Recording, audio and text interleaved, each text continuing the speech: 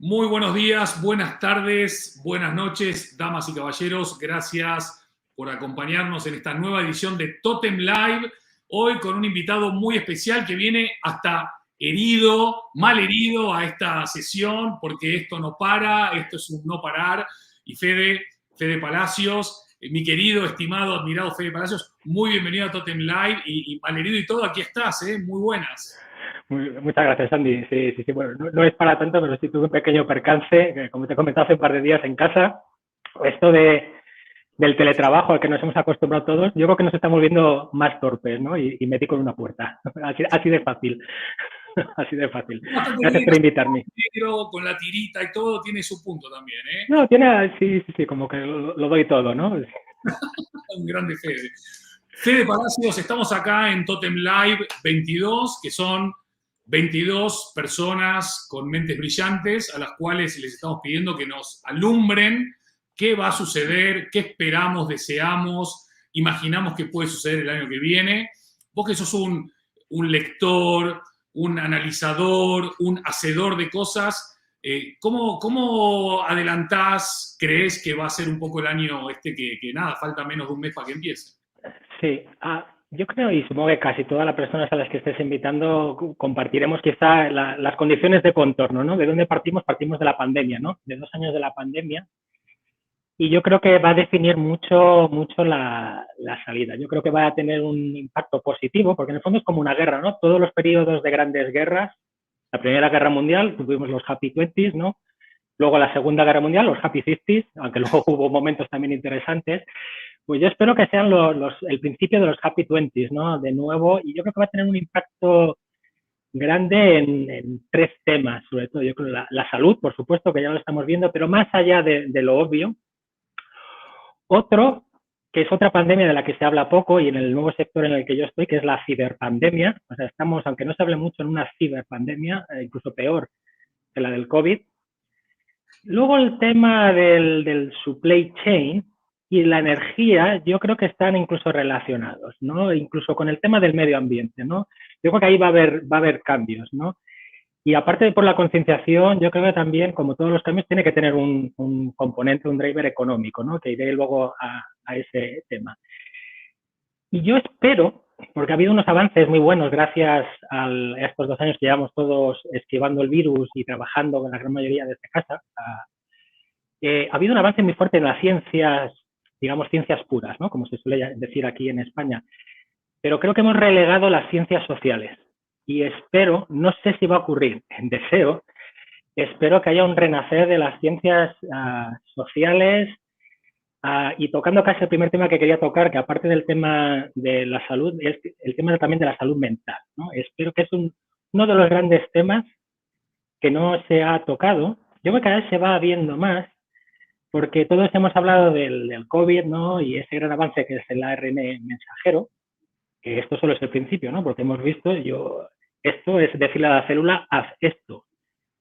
Y los análisis allí al principio iban para curar el cáncer. Vamos a tener la medicina de Andy, ¿no? Se te hará un análisis genético y dirá, Andy, tú tienes este problema en el colon por esto, le vamos a decir a tus células que hagan esto otro. Yo creo que eso va a ir muy, muy avanzado. Pero el tema que me gustaría tocar y que deseo realmente que ocurra el año que viene y los próximos años es una salida del armario de la salud mental. Yo creo que es una de las salidas del armario que es muy necesaria.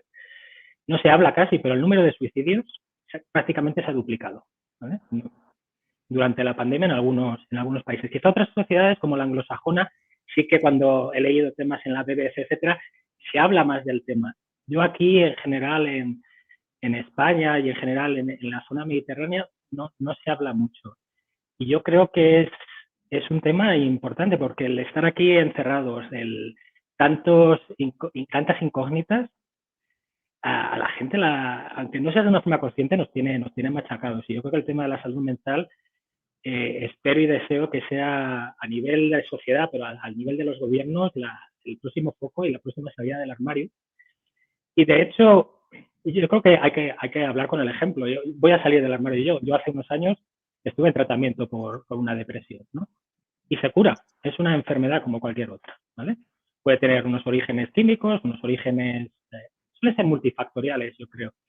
Y yo creo que como es importante el walk the talk, ¿no? Que dicen los anglosajones, pues aprovecho a salir del armario, que solo lo conoce la gente que era más cercana a mí. Yo hace unos años estuve en tratamiento, ¿vale? Con antidepresivos y después de unos meses esto se cura y lo sobrevienes, ¿no? Viniendo tú de Argentina y la terapia es importante, ¿no? Ahí en tu tierra esto es importante y yo creo que es un tema en general en el mundo y en particular en España que es necesario invertir en él y salir del armario, darle visibilidad, ¿no? Fede, en los últimos meses, incluso en los últimos años, quizás los que más dieron el paso al frente en este ámbito han sido deportistas. Quizás no lo han dicho en estas palabras, quizás han dicho estoy quemado, o estoy cansado, o estoy vaciado, pero al final del día estábamos hablando de depresión, barra ansiedad, Sí. barra eso, temas de salud mental o salud emocional con los cuales no podían lidiar, desde Naomi Osaka, ¿no? En Roland Garros, la chiquita esta, la deportista en los últimos Juegos Olímpicos, La gimnasta americana. la atleta Simone Biles, Andrés Iniesta, antes de salir campeón del mundo con España en Sudáfrica, y realmente hay varios ejemplos de bastante impacto masivo. Pero lo cierto, mi sensación es que el mercado o el ecosistema en el que vivimos lo que pretende es un mundo de exitosos. ¿Sí? LinkedIn, Instagram, Twitter, TikTok, Twitch, todo es éxito, todo es lindo, todo el mundo come bien, toma buen vino, viaja mucho, todo el mundo tiene chocolatinas o buen gusto, etcétera, etcétera. Claro, la realidad es que la mayoría de gente lidia con problemas, como decís vos, la depresión no es una cosa, bueno, a veces puede ser fruto de una cosa, en general es un conjunto de cosas. ¿Cómo reuniste valor o fuerza para dar ese paso y decir, necesito ayuda? Bueno, cuando no puedes salir de la cama. y también yo creo que las personas que están a tu alrededor, ¿no? Pero te das cuenta, y tú me conoces, yo soy una persona bastante activa y cuando ves que no eres tú, ¿no? Pero luego empiezas a hablar en petit comité y mucha gente, yo creo que en nuestro sector, ¿no? Al final, los futbolistas normalmente que se lesionan, la rodilla, los muslos, nosotros usamos principalmente lo que tenemos aquí entre las dos orejas, ¿no? Y es normal y tenemos muchos temas, todos tenemos los temas personales, los temas de trabajo, pero nosotros, nuestra herramienta de trabajo principalmente es el cerebro. Y pues igual que se lesionan las rodillas, los futbolistas o los muslos, pues nosotros nos lesionamos el cerebro. Yo lo vi ahí también por mi formación como ingeniero racional, ¿no? Y yo creo que es así, es un órgano más, lo tenemos como algo místico, ¿no? Que si reside ahí el alma o el pensamiento, sí, pero no deja de ser células, es un proceso, ¿no? Son cañerías, ¿no? Y las cañerías a veces se atascan. Y yo creo que sí, que es lo que tú dices. Hay mucho eufemismo, yo creo que hay que llamar a las cosas por su nombre, ¿no? Y no pasa nada, no pasa nada. Y cuando lo que te decía, hablando en petit comité, pues con mi vicepresidente en aquella época, te dicen, oye, pues a mí me ha pasado, o a esta otra persona. Y de hecho, yo creo que para eso es importante también, y relacionado con el tema tú que hablas, ¿no? De las marcas que también tienen que tener un alma, ¿no? Que sean casi personas las marcas. La empresa en la que me ocurrió, y que por supuesto no tiene nada que ver porque es maravillosa, y aprovecho de decirlo, ya no es mi casa porque me he movido por temas estratégicos, por aprender nuevas cosas, pero HP es una empresa fantástica. O sea, si alguno me estáis viendo y estáis pensando uniros a una gran empresa, HP es el lugar, por supuesto. Pues hablando con mi vicepresidente me dijo, ¿sabes lo que pasa? A la gente que le dan igual las cosas, esto no les pasa. Esto le da realmente a la gente que quiere cambiar, que quiere hacer cosas, a los que se dejan la piel y dice, tómate el tiempo que necesitas porque necesitamos que estés de vuelta. Entonces yo creo que también es importante es eso, ¿no? Por un lado, esto pasa y pasa mucho más de lo que se dice, pero bueno, te tiene que pasar en el sitio correcto, ¿no? Porque también te puede pasar en otros sitios y no es así, pero es el tema, yo creo que ahora todos conocemos con la pandemia gente que lo ha pasado muy mal y a lo mejor antes había ciertos casos, pero ahora se han multiplicado, ¿no? Y hay cifras también de, pues, compra de medicamentos, a lo mejor no con receta, porque la gente, esto de ir, pues voy a ir al psiquiatra que me manden un antidepresivo. Pero si miras el número de recetas que se han aplicado, aumenta mucho, ¿no? Y yo creo que no pasa nada, o sea, es lo que digo, bueno, en el básquet o en el tenis te estropeas el codo, en el básquet las rodillas, en el fútbol, pues en la oficina, aparte de la espalda, que cada día la tengo peor, pues de vez en cuando, por eso voy a yoga y por eso me di el golpe con las prisas en la cabeza el martes, pues te lesionas otras partes y punto. Te tratas, te levantas y sigues, ¿no? No, está muy bien, está muy bien. Y aparte es eso, ¿no? Muchas de las personas más admirables que uno puede haber leído o escuchado, dice, quizás la valentía del ser humano o la fortaleza del ser humano no radica en las veces que se cae, sino en la capacidad de levantarse después de cada caída, ¿no? Acá está Gloria comentando, valiente Fede, todos sufrimos presión o incomprensión, o Carol dice, importante hablar del mundo real y visibilizar el tema de la salud mental.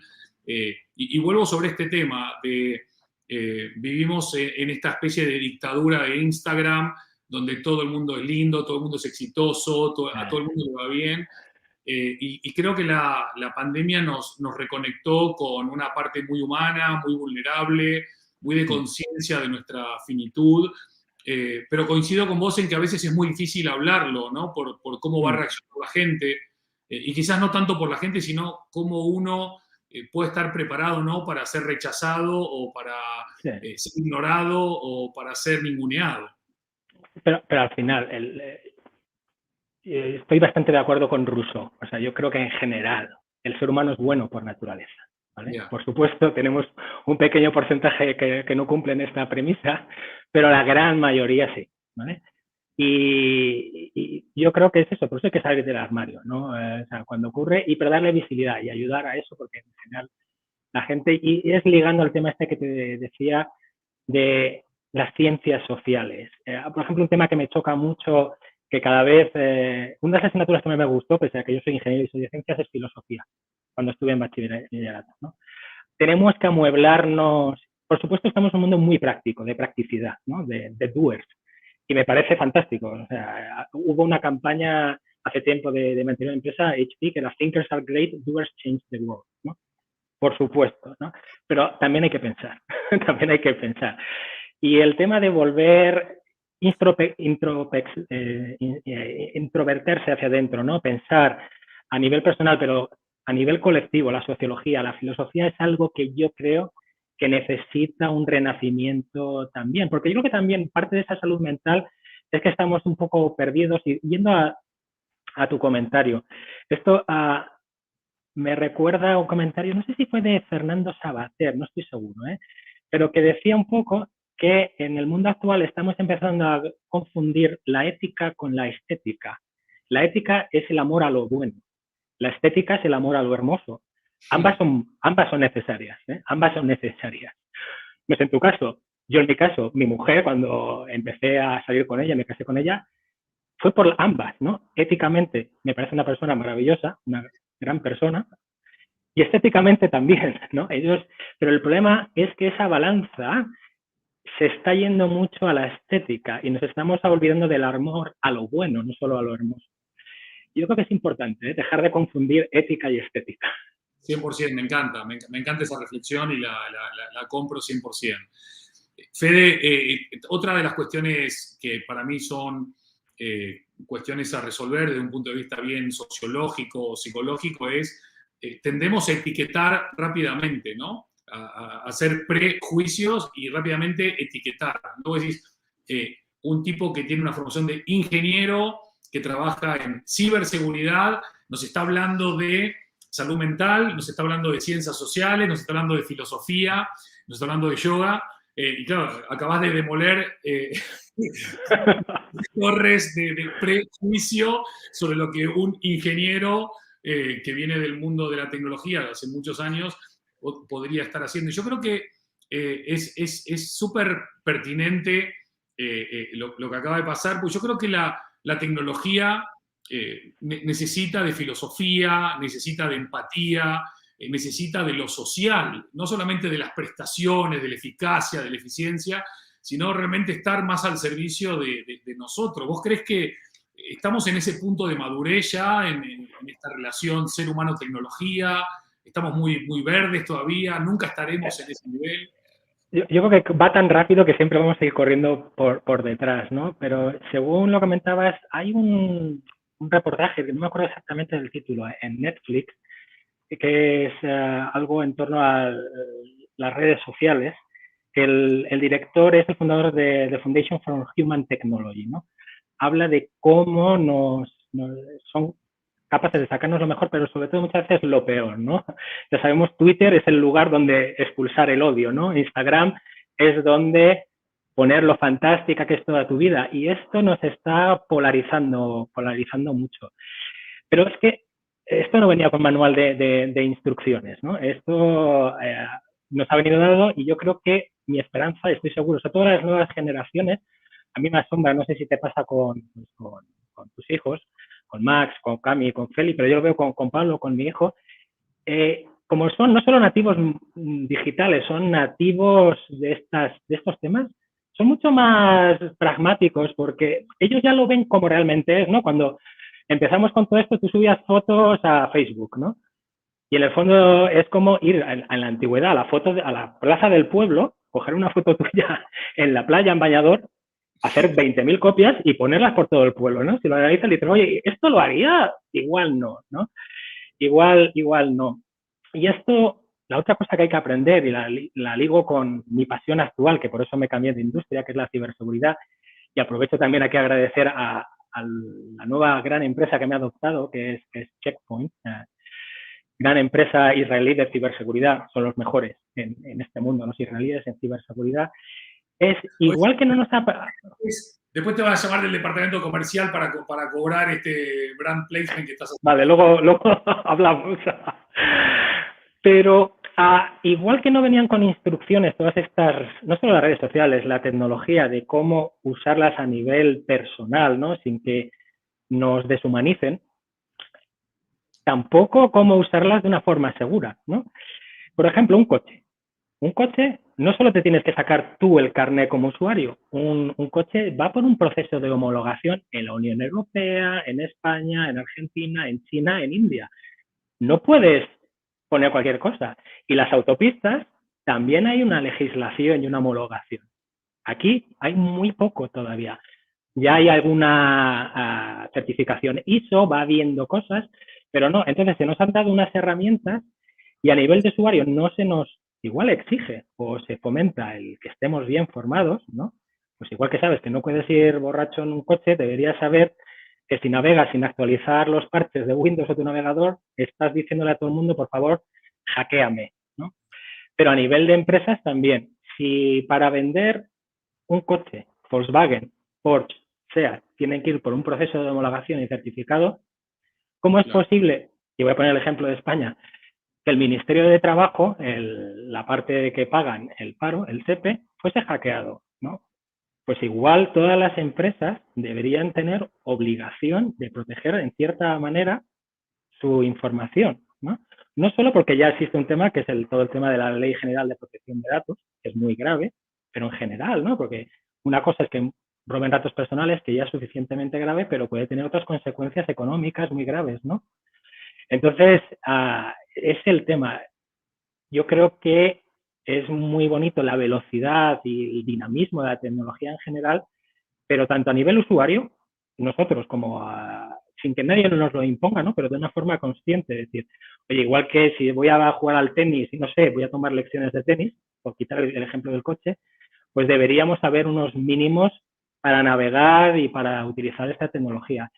Y yo creo que, aunque no soy proclive al intervencionismo de los gobiernos, pero sí que debería también unos mínimos de obligar a las empresas que cumplan unos criterios mínimos de seguridad.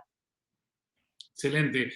Fede, ahora quiero ir a lo de ciberpandemia, me encantó, pero antes, lo mencionaste un poco colateralmente, pero hay mucha gente que nos acompaña, a veces no en vivo, pero que después ven las conversaciones de estos Totem Live, mucha gente de España, de Latinoamérica, de Estados Unidos, de otros lugares, que evidentemente buscan entender un poco mejor hacia dónde vamos, pero también se nutren de las historias y de las anécdotas y de las experiencias de las personas que nos acompañan.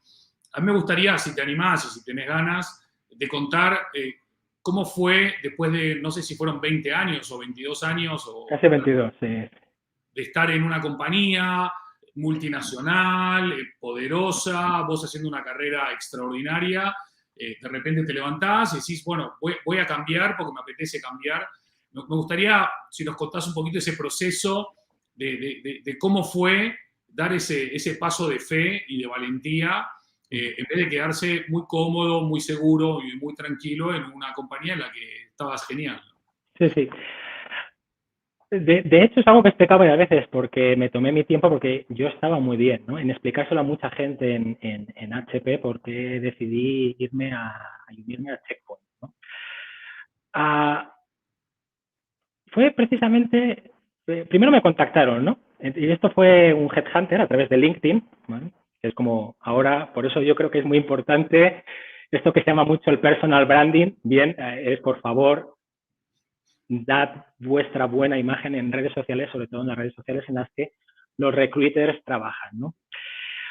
Me contactaron y dijeron, oye, Federico, somos de Checkpoint, una de las empresas líderes en ciberseguridad, nos gustaría hablar contigo, ¿no? Y esto disparó algo en mi cabeza, ¿no? Y te voy a contar sinceramente mi razonamiento, porque esto hablando con mucha gente pasa en muchos países, quizás, y de nuevo, y me encantan los países mediterráneos y latinos, pero hay algunas cosas como lo del salir del armario del tema mental, que es también el trabajo y la edad, ¿no? Que es otra salida que está del armario, otro Me Too que hay que poner, ¿no?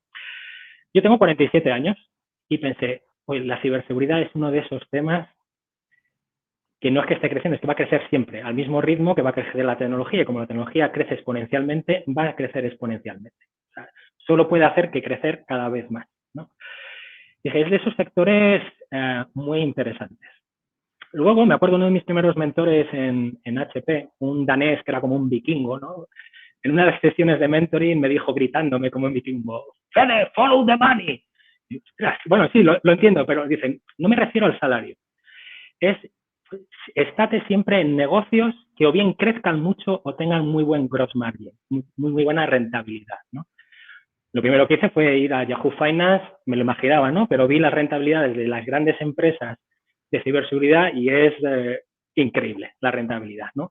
Hablamos de márgenes brutos del 70-80% y de operating profits entre el 20 y el 30 y tantos. ¿Por qué? Porque es de valor añadido, crecimiento y es algo con lo que no se puede jugar, ¿no? Con lo cual, crece y muy buen margen. Cumple la premisa de follow the money, ¿no? Y en ese momento me asomé al abismo y dije, oye, yo estoy muy bien en HP, es una empresa que me encanta, te puedes mover. Yo he estado en muchas posiciones, he estado en marketing, en ventas, en canal, venta directa, trabajando a nivel España, a nivel lo que llamamos normalmente EMEA, ¿no? Europe, Middle East, África, también para mercados emergentes, que era mi última posición, apasionante el negocio en África, Oriente Medio, Rusia y los países de alrededor. Pero dije, si hay un sector al que me gustaría moverme sería este, ¿no? El de la ciberseguridad, porque también, y aunque no sea un millennial, me gusta que lo que haga tenga un propósito, ¿no? Este sense of purpose, ¿no? Y el último propósito de la ciberseguridad es mantener a los malos fuera, ¿no?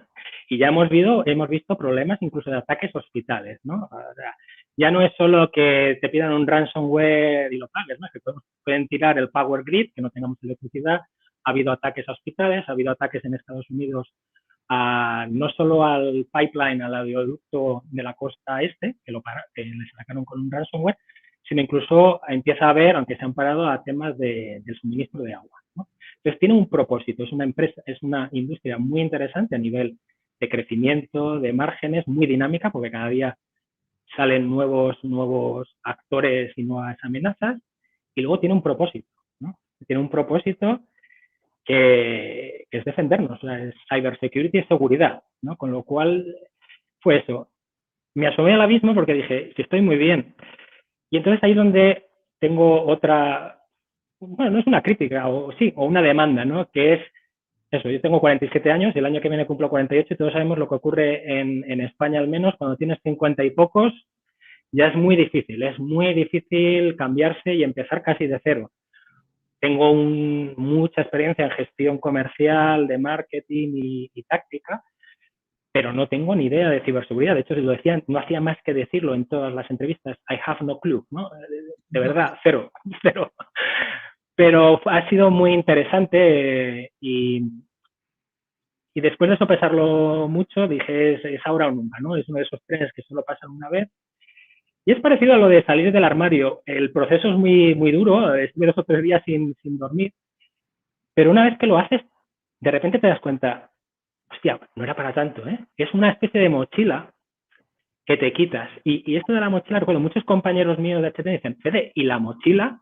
En España, para los que no seáis de España, la mochila es, si te echan, el despido que te tienen que pagar, ¿no? Dependiendo de las condiciones, pues es el equivalente a un mes por año trabajado. Lleva 22 años, ¿no? Era el equivalente a dos años de salario bruto y pagas menos impuestos. Le dije, ya, pero yo creo que la oportunidad de aprender una nueva tecnología, un nuevo mercado, una nueva empresa y a nivel personal ha sido como volver, tengo en vez de 47 ahora tengo 30 años mentales, ¿no? Es como que he ido, es un dinamismo brutal, con lo cual es, en mi caso se lleva mucho tiempo, y más ahora los nuevos profesionales se cambian más, ¿no? Pero 22 años, gran multinacional, fue un proceso duro, pero de repente te das cuenta que es como tantas cosas en la vida, un bloqueo puramente mental que no existe, no es real, ¿no? Y te está parando, y te está parando.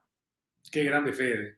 Fede, nos estás generando un montón de reflexiones y de emociones y qué bueno que lo pongas sobre la mesa porque hay muchas personas que seguramente se sientan atrapadas en lo que hablamos antes, en lo que estamos hablando ahora y seguramente escuchar esto puede ayudar, ¿no? Hay gente que dice que mal de muchos, consuelo de tontos, algo así, pero yo creo que en algunos casos, saber que hay otras personas atravesando algunos procesos o que ya han atravesado algunos procesos como el que a nosotros o no nos animamos o nos está costando encarar está genial. Bueno, la pregunta iba sobre ciberpandemia, ¿no? La segunda parte de la pregunta. Obviamente, creo que la mayoría de personas no tenemos ni idea de qué es este ransomware y estos gusanos y dónde están estos malos escondidos. Todos nos imaginamos un búnker en un cuarto subsuelo en Siberia con 200 servidores y 400 hackers buscando desestabilizar gobiernos, generar ingresos. Es tal como lo imaginamos o lo vemos en algunas películas. Esto es una guerra entre hackers buenos y hackers malos. Esto es un combate político, económico, de las dos cosas. Vamos a ser todos espectadores como mirando un match de tenis. Es un tema más preocupante del que creemos. Verdaderamente, cuando leemos que se está creando un ejército dentro de los ejércitos para no solamente el espacio exterior, sino el ciberespacio, están así. Iluminanos un poco de manera más o menos resumida, si se puede. Sí. La respuesta es sí a todo, pero es muy variable. Pero yo creo que esto de la ciberpandemia y la ciberseguridad, voy a empezar con otra anécdota de cuando empecé a tomar lecciones de golf hace mucho tiempo. Mi profesor de golf me explicó el proceso y yo creo que ocurre lo mismo con el tema de la ciberseguridad. Me dijo, hay que pasar por 4 estadios, por 4 fases. Lo primero es que no sabes que no sabes. Estás en la fase que no sabes que no tienes ni idea. Entonces tú estás feliz con tu ordenador, con tus redes sociales, no sabes que ahora mismo te están vigilando por todas partes buscando el hueco, ¿no? La siguiente fase, normalmente por una mala noticia a ti directamente o a alguien más, o las noticias, es que sabes que no sabes, ¿no? Es la siguiente fase, o sea, vale, tengo un problema, pero no sé cómo resolverlo, ¿no? Pero al menos sabes que tienes un problema, ¿no? La siguiente fase es que sabes, ¿no? Ya sé que hay problemas y sé cómo atajarlos. Pero la última fase, ya le diré por qué veo el símil y cómo ha evolucionado todo el tema de los ciberataques y la ciberseguridad, es que no sabes que sabes. Cuando lo haces de una forma automática, Messi no piensa en voy a darle la rosca dándole con la zapatilla a 20 grados, ¿no? John Ram, cuando está haciendo un chip, un approach, ¿no? Para ganar el US Open de golf, no piensa voy a darle con este ángulo y mantener la muñeca bloqueada para que ruede. No saben que saben, lo hacen de forma automática. La evolución en el tema de ciberseguridad tiene que ser el mismo, ¿no? Y hay gente en distintos estadios. Yo creo que ya empezamos a estar todos, o la sociedad, en el sé que no sé, ¿no? Pero no sabes muy bien cómo pasar al sé que sé. Y la parte también de empresas es cómo llegar a ese no sé qué sé, cómo automatizar, cómo meter todo esto de una forma que de forma automática seamos defendidos, ¿no? Por la tecnología y por nosotros mismos. Volviendo a tu tema, hay de todo. Por supuesto, hay grupos y hay ejércitos. Los ejércitos tienen parte de ciberdefensa, todos, ¿vale? Lo hay, porque obviamente se quiere desestabilizar, robar secretos empresariales, ya sea a nivel Estado o a nivel individual, pero también hay pequeños hackers, ¿no? Chavales, hace no mucho, hablando con un conocido, me comentó que de repente vio que le saltaba que en eBay había hecho una transacción muy pequeña de €1. No le dio mucho caso y veo que le intentaban contactar, no me acuerdo exactamente a través de qué plataforma de mensajería instantánea. No era WhatsApp, pero alguna de estos estilos. Ya al final respondió y era lo que se llaman white hat, sombrero blanco hackers, ¿no? Tienes black hat hackers, que son los malos, y white hat hackers, que son los buenos. Era un chaval de 16 años, ruso, diciendo, oye, he visto tus credenciales en un fichero que se ha hecho un post en un foro en el dark web de hackers y estaba comprobando si eran verdad. He hecho una transacción y me ha dejado hacerla. ¿Vale? Y dice, conozco al otro. Y el otro chaval no tenía 16 años, tenía 14, ¿vale? El que le había hackeado esto. Con lo cual, por supuesto, hay grupos tanto a nivel oficial dentro de los ejércitos, hay grupos que no son oficiales, sponsorizados por estados, pero también te puede buscar un buen lío un chaval de 16 años, ¿vale? A 10.000 kilómetros.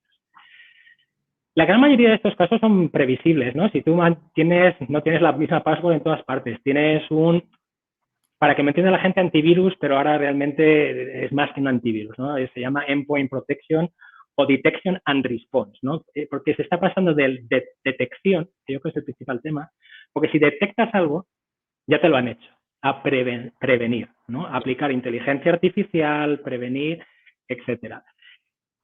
La gran mayoría de estos ataques a nivel de lo que nos imaginamos todos, ¿no? De un chaval con un hoodie, ¿no? Picando código.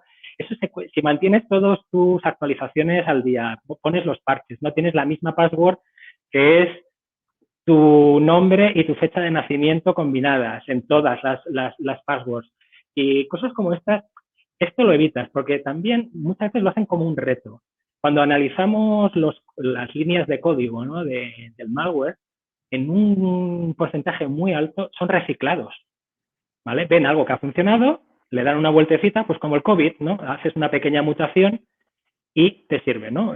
Porque anteriormente los antivirus se basaban en esa huella, ¿no? Como la huella dactilar del malware, ¿no? Entonces analizaban, esta línea de código me suena, lo voy a parar. Entonces, hay veces que si reciclan y tienes algún programa decente y sigues el sentido común, este grueso lo vas a evitar. El problema es que cuando ya es a nivel profesional, ¿no? Hackers profesionales, ya sean a nivel Estado, etcétera, digamos, y ahí no voy a meter mucho, estamos en la quinta generación de ataques. No voy a explicar todas. La quinta generación es cuando se utilizan múltiples vectores, es decir, intentan atacarte a cada usuario de una organización mandándole un email de phishing, otro de smishing. Al mismo tiempo te hacen los famosos ataques que hemos oído todos, DDoS. Esto de DDoS es Distributed Denial of Service, es cuando bombardeas a un servidor con peticiones hasta que lo tiras. En el fondo son maniobras de distracción. Se llama multivector porque te atacan por múltiples partes para ver, porque al final lo que quieren es entrar. Porque una vez que están dentro, el proceso casi siempre es lo mismo, ¿no? Para que lo entendamos todos es conseguir privilegios de administrador, un administrador que es el que vuestras empresas os da. Tú, Pepito, puedes entrar en este servidor y en este puedes escribir, pero en este solo puedes leer, ¿no? Lo que hacen es, una vez que están dentro, hay formas de conseguir privilegios y es cuando básicamente hacen o roban información, si es lo que buscan, o te lo encriptan todo, te dejan una notita y dicen, si quieres tus datos, págame $1 millón en bitcoins, ¿no? Que es básicamente. Entonces que es multivector a gran escala, ya no es gran escala, son grupos coordinados y con objetivos claros, ¿no? Antes, cuando todos nos hemos llegado emails de phishing, ¿no? Eran como muy genéricos. Ahora, gracias a que todos ponemos todo en las redes sociales, ya te mandan, Federico, vimos que te dejaste tu tarjeta de crédito, hubo un problema con la factura en el hotel este que estuviste a Coruña, por favor, vuelve a meter aquí tus detalles para poder hacer bien el cargo, ¿no? O al revés, ven que te has comprado no sé qué en Amazon o que usas el BVA y te mandan un email con el logo del BVA, todo parece muy bueno para que vuelvas a meter tus credenciales. Y es un tema de estadística. El 90%, el 95%, el 97% no lo abrirán. De los que lo abrirán, de ese 3%, el 90% no meterán sus datos, pero habrá uno que los meta, ¿vale? Entonces, multivector a gran escala y ya están dirigidos porque hacen lo que se llama ingeniería social, social engineering, ¿eh? Ya fue antes de moverme a ciberseguridad, y me encantaba, ¿no? Yo fui un early adopter de Facebook, de Instagram. La única red social que tengo es LinkedIn. No tengo ninguna otra ya. Está muy bien, está muy bien. Fede, y otra de las cosas que mencionabas también era que probablemente se nos venga una época de happy something, ¿no? Happy 20s again, 100 años más tarde. ¿Crees que el 2022 puede ser el comienzo de ese happiness o vamos a tener más omicrones, pis, deltas, gamas, etcétera, etcétera? ¿Cómo crees que podría desenvolverse el año entrante? Yo creo que lo que dice, de esa parte soy un completo analfabeto, de la parte de medicina, pero mi esperanza es en la ciencia, ¿no? Aparte de la ciencia social, en la ciencia. Nos lo han demostrado que ha salido Omicron y dicen, no os preocupéis, en 100 días la tenemos, ¿no? Y estamos, si lo piensas en los términos anteriores de sacar un medicamento, una medicina, una vacuna, eran 5 años, lo hicieron en 6 y ahora ya lo están reduciendo a 100. Yo creo que, aparte de la concienciación social, parecido a lo de la ciberpandemia, es, por favor, no metas tus datos, ponte un antivirus, pues aquí, oye, sigamos usando la mascarilla hasta que se deba, o en situaciones especiales, vacúnate. Pero yo creo que esto ya es la ciencia, que no los gobiernos, es la que nos ha salvado de esto, ¿no? Y yo creo que va a venir ese resurgir, ¿no? Porque tenemos todo el problema de supply chain, pero se va a arreglar, ¿no? Todos esos bienes van a llegar y ya sabemos, al final, la economía son dos cosas, ¿no? Es sociología agregada, al final es el sentimiento, ¿no? Si todos pensamos, oye, que se ha acabado la pandemia, que ya podemos salir, que ya podemos vivir, al final la economía es sociología, la sociología es psicología agregada, ¿no? Si tienes más gente contenta y con esperanzada en el futuro, gastamos más, invertimos en nuevas empresas, invertimos en reformas en el hogar, me voy a comprar un coche más grande, ¿no? Eso es bueno para la economía. Y yo creo que, como hemos hablado, las guerras había después, porque también había mejoras no lineales, sino incrementales tecnológicas. Hemos visto muchas mejoras incrementales tecnológicas. Por supuesto, la medicina, ahora todos estamos teletrabajando en remoto, que ha aumentado un montón la eficiencia, ¿no? y la eficacia, ¿no? Todos hacemos más en menos tiempo, o hacemos mucho más en el mismo tiempo. Esto me recuerda, y tengo que comentar esta anécdota, la presidenta de HP, Elena Herrero, que es fantástica, comentando al principio de la pandemia, cuando estábamos todos cerrando, dijo, bueno, es que esto no es teletrabajo, es teledestajo. Y es que es verdad, nos levantamos, estás prácticamente todavía terminando el desayuno, te sientas delante del ordenador, estás todo el día, comes en 10 minutos, casi no te da tiempo ir al baño. Debería mirar las ventas de pañales para adultos a ver si han aumentado, porque esto es horroroso. Y luego de repente te das cuenta, ahí va, si es la hora de cenar, ¿no? Entonces, dejando esa parte, yo creo que a nivel de medicina, por supuesto, y va a mejorar muchas otras, ¿no? Porque lo que comentamos, el AR mensajero se puede usar para decir a la célula que haga cualquier cosa, ¿no? Vamos a mejorar mucho a nivel de salud. A nivel tecnológico nos ha mejorado mucho. Y a nivel social, ¿no? Porque si realmente vamos a ese entorno híbrido, que yo creo que es el futuro, trabajar a veces en la oficina, a veces en remoto, vamos a tener, cuando dejemos de hacer teledestajo y aprendamos, porque estamos aprendiendo, y hagamos teletrabajo, vamos a tener más tiempo libre. El tiempo libre también es bueno para la economía, ¿vale? Es cuando realmente gastamos e ideamos. Eso es. Y para la salud mental también es bueno el tiempo Y libre. para la salud mental. Fede, vamos a ir acabando aquí, pero antes te voy a pedir algo que le pido a todos nuestros invitados y a todas nuestras invitadas, que es, vamos a hacer un viaje imaginario al 31 de diciembre de este año. Están dando las campanadas, las copas están en alto y dejando de lado, no porque sea menos importante, pero porque es obvio, ¿no? Deseos de amor, salud, paz, prosperidad, etcétera, etcétera. ¿Qué otros 3 deseos te gustaría compartir con todas las personas que nos acompañan y que nos van a acompañar en los próximos días? De cara al año que viene. Uno de ellos que compartimos el otro día viendo el partido de básquet de nuestros hijos es, y es una visión muy personal, ¿no? Pero creo que nos estamos dividiendo en vez de acercando, ¿no? Estamos generando cada vez más guetos mentales y estamos segmentando a la humanidad, ¿no? Voy a poner mi ejemplo para no dañar a nadie, ¿no? Porque últimamente todo el mundo se ofende, ¿no? Entonces, yo no soy una persona, yo soy un cuarentón blanco, católico, hispano, lo que significa eso de ser hispano o latino, ¿vale? Madrileño, ¿no? En vez de una persona. Entonces, a mí me asusta ya ver, incluso en las plataformas de streaming, que tienes las películas y las series clasificadas casi étnicamente. Yo realmente deseo que, en vez de buscar lo que nos separa, porque yo creo que el origen era bueno, ¿no? La idea de, oye, de dar visibilidad e igualdad, pero hemos cogido con un motivo muy bueno el camino por el que vamos, estamos consiguiendo lo contrario. O sea, mi gran deseo es, por favor, y si nos centramos en el 99,99 que somos iguales, y los temas que haya que corregir, corrijámoslos, pero no, por ejemplo, como hispano y latino, ¿no? Hubo una campaña en Estados Unidos, Latino Works, ¿no? Porque sí que es verdad que hay muchos latinos que tienen trabajos, pues lo que de obrero o de repartidor, hay otros que son consejeros delegados, ¿no? Pero, bueno, pues no lo llames Latino Works, ¿no? Llámalo, oye, intentemos que todo el mundo tenga un trabajo digno, pero no acabo de entender qué significa esto de Latino Work, ¿no? Y ese es el principal deseo, ¿no? El otro es lo que, volviendo a mi principal tema, yo deseo, casi todos son deseos más sociales que tecnológicos, ¿no? Ese resurgir de las ciencias sociales y en concreto de la filosofía, ¿no? El que nos paremos a pensar de una forma más,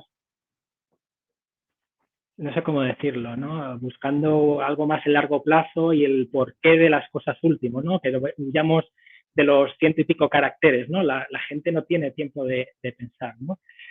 Y volviendo al tema de pensar, que también lo comentamos el otro día, y es un libro que aprovecho a recomendar, que es de New Thought Police, ¿no? Haciendo referencia al libro de 1984, que también influye en esos guetos mentales y es algo que me preocupa tremendamente, es que haya menos policía del pensamiento, ¿vale? Hay personas en este mundo que considero que son auténticos cretinos, pero el que se les quite la libertad de expresión es algo que no puedo aguantar, ¿no? La gente tiene el derecho a pensar lo que quiera y a expresarlo.